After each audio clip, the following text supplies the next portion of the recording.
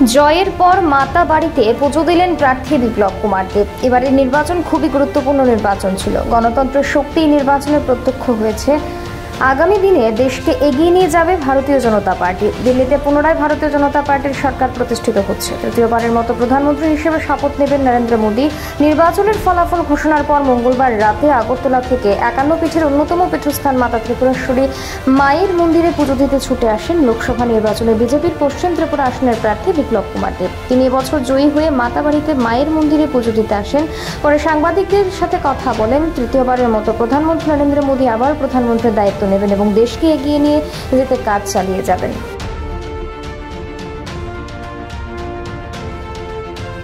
দেখুন, ভারতীয় জনতা পার্টিকে যখনই ত্রিপুরাবাসী দিয়েছে ঠেলে দিয়েছে। 2018 শূন্য থেকে সরকারগুলো যে রেকর্ড ছিল, আর তারপরে যে কোনো ইলেকশন ত্রিপুরাতে হয়েছে, যারা ভারতীয় জনতা পার্টিকে বারংবার ত্রিপুরার মানুষ দুহাত খুলে দিয়েছে। এবারও দুই ইলেকশনে দুইটি লোকসভাতে তাই করেছে।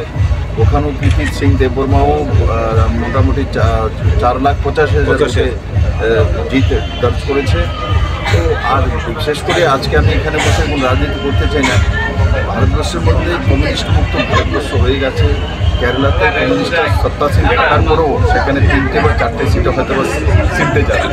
তো আজকে কমিউনিস্ট মানসিকতা সম্পন্ন যে রাজনৈতিক দলগুলো বা কমিউনিস্টের মতাদর্শে বিশ্বাস করে, তার স্থান ভারতবর্ষে নেই। কেন বেসিক্যালি স্পিরিচুয়াল দেশ ভারতবর্ষের সঙ্গে।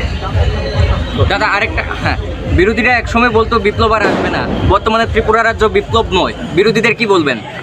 বিরোধীরাও তো ভোট দিয়েছে, এরা তো বুঝতেই পারে না।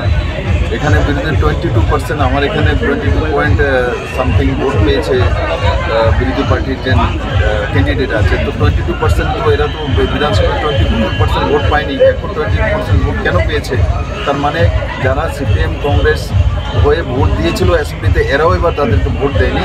তো স্বাভাবিকভাবে কংগ্রেস সিপিএম এখানে কোনো পিছনে মানুষ নরেন্দ্র মোদীর নেতৃত্বে ডেভেলপ হয়েছে।